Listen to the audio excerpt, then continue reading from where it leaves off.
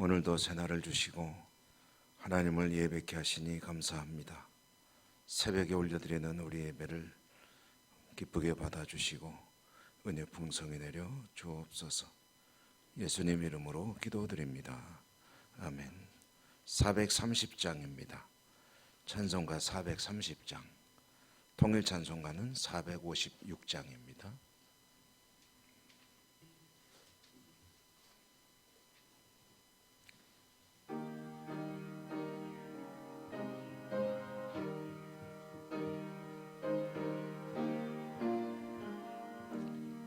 주와 같이 길 가는 것 즐거우니라닌가.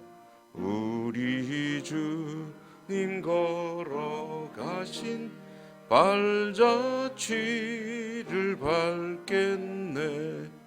한 걸음 한 걸음 주 예수와 함께 날마다 우리 걸어가리. 어린아이 같은 우리 미련하고 약하나 주의 손에 이끌리어 생명길로 가겠네. 한 걸음 한 걸음 주 예수와 함께 날마다 우리 걸어가.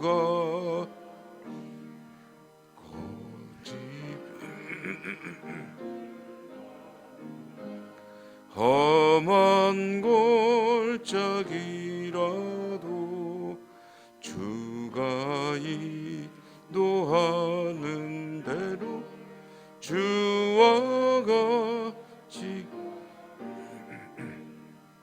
한 걸음 한 걸음 주 예수와 함께 날마다 우리 걸어가리. 옛 선지자의 녹같이 우리들도 천국에 들려올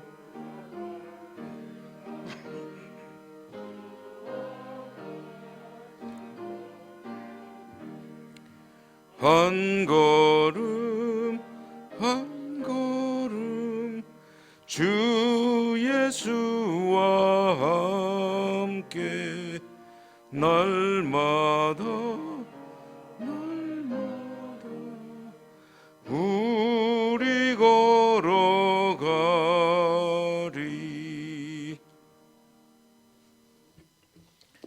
오늘 전도서 8장 9절입니다.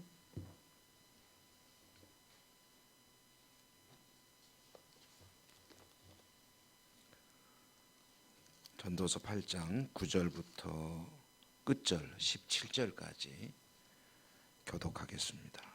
전도서 8장 9절. 내가 이 모든 것을 보고 해 아래에서 행하는 모든 일을 마음에 두고 살핀즉 사람이 사람을 주장하여 해롭게 하는 때가 있도다. 그런 후에 내가 본즉 악인들은 장사 지낸 바 되어 거룩한 곳을 떠나 그들이 그렇게 행한 성읍 안에서 잊어버린 바 되었으니 이것도 헛되도다. 악한 일에 관한 징벌이 속히 실행되지 아니하므로 인생들이 악을 행하는 데에 마음이 담대하도다.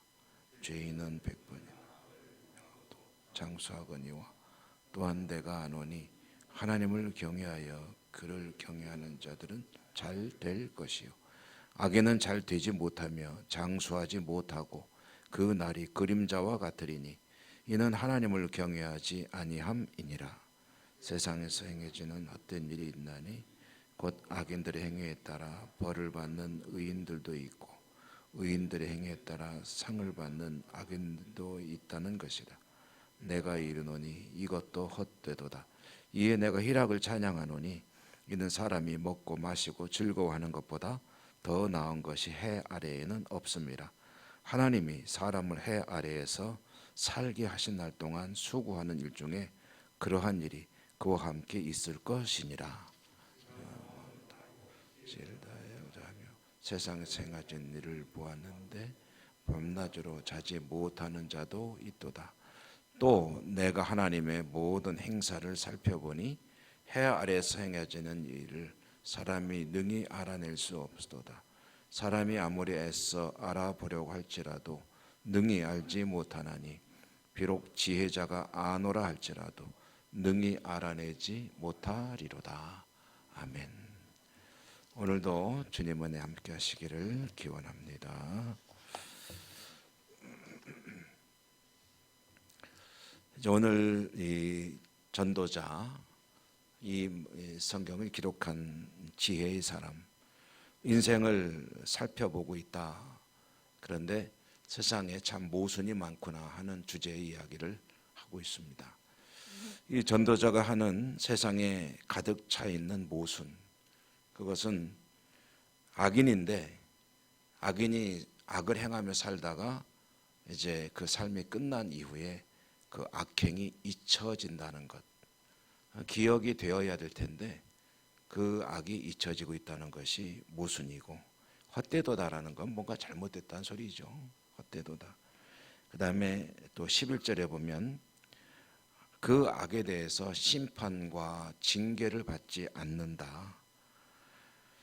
악을 행해도 심판받거나 또는 징계를 받지 않으니까 그 악을 제지하지 못한다, 통제하지 못한다. 그래서 세상에는 악이 성행하고 있다. 이건 내가 보기에 잘못된 거다라는 그런 이야기죠. 그리고 또 이어지는 말씀에 보면 죄를 많이 지었는데 그런데 장수하고 있다. 이것도 뭐 잘못된 거 아니냐. 장수, 악을 많이 행하고 죄를 많이 지었으면 얼른 벌을 받아서 그 삶이 끝나든가 해야 되는데 아주 오래오래 잘 먹고 잘 살더라. 이제 그런 뜻이 되겠죠. 그러면서 이제 근본적으로 가지고 있는 일종의 하나님에 대한 신뢰는 흔들리지는 않습니다. 그렇다고 해도 근본적으로는 하나님을 경외하는 자들이 잘 될 것이다 라는 이야기. 그리고 악인, 여기 이제 성경에서 말하는 악은 늘 말씀드리지만 하나님을 떠나는 것이죠. 하나님을 경외하지 아니하는 자들은 잘 되지 못할 것이다. 이것은 틀림없는 사실이다. 그런데 현실적으로 보면 악을 행하는 자들이 별로 이렇게 심판을 받거나 징계를 받거나 하지 않기 때문에 세상은 그런 모순으로 가득 차 있고, 그리고 악을 통제하지도 못하는 원인이 되고 있다라는 이야기를 하고 있습니다. 그런데 이와 같은 세상의 모순이 이제 진전되고 그러면서 세상을 사노라면 악인이 받아야 될 벌을 오히려 의인이 받는 경우가 있고, 의인이 받아야 될 상을 악인이 받는 경우도 있더라. 그러니까 악인은 뭔가 망해야 되고 의인은 성해야 되는데 거꾸로 되는 경우도 많이 있더라. 그래서 악인이 잘 되고 형통하고 의인이 오히려 세상에서 시련을 겪고 그리고 불이익을 당하고 때로는 참 큰 어려움을 겪는 경우들이 많이 있더라. 이것이 이제 세상이다. 이제 그렇기 때문에 오늘 이 전도자는 15절 말씀에 보면은 이에 내가 희락을 찬양하노니라고 말씀하고 있습니다. 이 말씀을 좀 우리가 쓰는 일상 용어로 풀어본다면 나는 인생을 이렇게 살기를 권하고 싶다, 그런 뜻입니다. 어떻게 사느냐 하면은 먹고 마시고 즐길 수 있을 때 즐기라 라는 그런 말씀을 하고 있습니다. 먹을 수 있을 때 먹고 마실 수 있을 때 먹고 마시고 즐길 수 있을 때 즐기라, 그렇게 사는 것이 좋다라는 그런 이야기입니다. 이것은 어떻게 보면 일종의 쾌락을 추구하는 그런 삶에 대한 그런 전도자 이야기인 것 같은데요. 물론 그런 뜻은 아니죠. 쾌락주의로 사는 것을 권고하는 이야기는 아니고 이제 하나님 안에서라는 단서가 있습니다. 그러므로 이와 같이 가득 차 있는 세상, 모순으로 가득 차 있는 세상을 바라보고 고민하고 이거 왜 이렇지 하고 그것 때문에 골몰하고 살지 말고 하나님 안에서 주어진 현실의 삶을 즐겁게 행복하게 감사하며 살라, 그런 뜻으로 이해하면 되겠습니다. 결론은 그런 이야기죠. 세상에 벌어지는 현실을 내가 이해하려고 하면 이해되지 않는다는 거, 이해할 수 없다는 겁니다. 그런데 그 이유가 뭐냐면 17절에 보니까 이렇게 말씀하고 있죠. 하나님은 사람이 이해할 수 있는 분이 아니라는 거죠. 하나님이 사람에 의해서 이해된다면 이제 이런 주제의 이야기를 조금 더 풀어서 말씀드려보면 이런 이야기입니다. 하나님이 사람에 의해서 속속들이 다 이해된다면 사람과 하나님이 다를 것이 무엇이겠는가라는 그런 질문이기도 합니다. 이것은 굉장히 그 성경에서 여러 군데에서 질문하는 그리고 대답이 나오는 그런 이야기이기도 하죠. 비유하자면 이렇게 생각해 보면 어떨까 싶습니다. 어른이 있고 아주 어린아이가 있다 할 때 이 어른이 어린아이가 보더라도 아주 다 100% 이해가 되는 일만 한다라고 한다면 둘 중에 하나일 겁니다. 어른이 아이 같거나 아이가 어른 같거나, 비록 어린아이지만 생각이 너무 성숙해서 어른들의 세계를 다 이해하고 있는 아이이거나, 또는 어른인데 생각이 아직 어린 시절에 머물고 있어서 어린아이와 똑같은 그런 세계를 살고 있다면 어른과 아이가 서로 100% 이해가 되는 그런 인생을 살 것입니다. 그런데 그렇지 않다면, 정상적인 경우라면 어른은 아이가 볼 때 이해가 안 되는 일을 많이 하죠. 어렸을 때 그러지 않습니까? 엄마는 왜 이렇게 맨날 공부만 하라고 하나? 나는 공부하기가 싫은데, 나는 놀고 싶은데. 그리고 선생님은 왜 이렇게 매일 때리나? 공부 좀 못하면 어떤가? 맨날 야단치고 그러나? 또 누구는 왜 저러나? 누구는 왜 저러나? 그런 생각을 할 때가 있는데, 이제 성장해 보면, 부모가 되어 보면, 스승이 되어 보면 그 이제 마음을 이제 다 알게 되죠. 옛날에 이래서 이러는 거였구나라는 그것을 알게 되는 것처럼, 그보다 더 어른과 아이의 그 차이, 그 간격보다 인간과 하나님의 간격은 훨씬 더 비교할 수 없이 큰 것이죠. 그러므로 하나님의 생각을, 하나님의 뜻과 계획을 사람은 알 수 없다. 그러므로 어떻게 사는 것이 지혜로운 것이냐? 현재 주어진 삶 속에서 주어진 삶을 감사로 행복하게 여기고 거기서 최선을 다해 늘 즐거운 마음으로 살라. 그것이 이제 이 전도자가 주는 결론의 말씀이기도 합니다. 그렇죠. 성경이 늘 하나님의 사람들에게 권고하는 삶의 지혜는 그런 것 아니겠습니까? 도대체 왜 이런 일이 나에게 벌어지고 있나라는 것을 생각해봐야 사실 답이 안 나오는 경우가 훨씬 더 많습니다. 아, 이러니까 이러는구나 라고 이해가 되는 경우도 있죠. 그렇지만 내가 왜 이래야 되지? 내가 왜 이런 어려움을 겪어야 되지? 내가 왜 이런 아픔을 겪어야 되지? 도대체 이럴 이유가 뭐지? 그것은 욥의 질문이기도 하지 않습니까? 근데 그 이유는, 원인은 알 수 없는 것이다. 하나님의 뜻을, 하나님의 계획을 알 수 없기 때문이다. 여러분, 아마 오늘도 우리는 살아가면서 그런 일들을 겪게 될지도 모르겠습니다. 그럴 때 성경이 지혜롭다 말하는 그런 삶의 자세는 여기에 하나님께서 갖고 계신 뜻이 있으려니, 그 하나님의 뜻이 무엇일까? 나는 어떤 자세로 이런 일들을 대처해야 될 것인가 생각하면서 살아간다면 오늘 전도자가 말하는 지혜로운 삶을 사는 하루가 될 줄로 믿습니다. 오늘도 복된 하루 되시기를 주님 이름으로 축복합니다. 은혜로우신 하나님 감사합니다. 전도서를 통해서 인생을 자세히 살핀 사람의 입을 통해서 하나님 주시는 지혜의 말씀을 새벽마다 듣고 있습니다.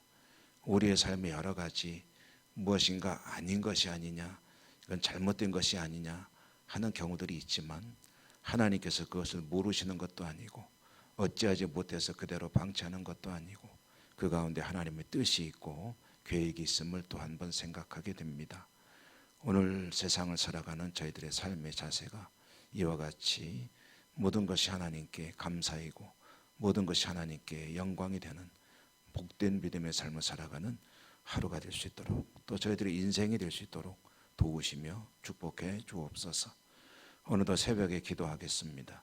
우리의 기도를 들으시고 응답하여 주옵소서. 예수님 이름으로 감사하고 기도드립니다. 아멘. 하늘에 계신 우리 아버지, 아버지 이름을 거룩하게 하시며 아버지의 나라가 오게 하시며 아버지의 뜻이 하늘에서와 같이 땅에서도 이루어지게 하소서. 오늘 우리에게 일용할 양식을 주시고 우리가 우리에게 잘못한 사람을 용서하여 준 것 같이 우리 죄를 용서하여 주시고 우리를 시험에 빠지지 않게 하시고 악에서 구하소서. 나라와 권능과 영광이 영원히 아버지의 것입니다. 아멘. 오늘도 주신 말씀 따라 기도하시기 바랍니다. 또 여러분의 가지고 나온 기도와 우리가 함께 기도하는 여러 가지 기도 제목들, 한 해가 저물어가고 있습니다. 한 해를 잘 마무리하는 지혜를, 그리고 새해를 잘 준비할 수 있는 우리 모두가 될 수 있기를. 어려운 시기를 보내고 있는데 이제 새롭게 한 해를 맞이하며 또 새해에는 모든 것이 온전히 회복되는 그런 한 해가 될 수 있도록 하나님께서 축복해 주시기를 기도합시다. 나라와 민족과의 사회와 또 이 지구촌의 평화와 그리고 이 코로나 시국의 완전한 종식으로 해서 기도하시고 또 날씨가 많이 춥죠. 우리 성도님들 특히 병과 싸우고 있는 환우들 또 연로하신 어른들 건강으로 해서 기도하시기 바랍니다. 해외 선교지를 위해서 기도하시고요. 우리 교회 학교의 부흥과 발전으로 해서도 기도하시기 바랍니다. 이런 여러 가지 기도 제목을 가지고 주여 한번 힘차게 부르고 다 같이 기도하십시다. 주여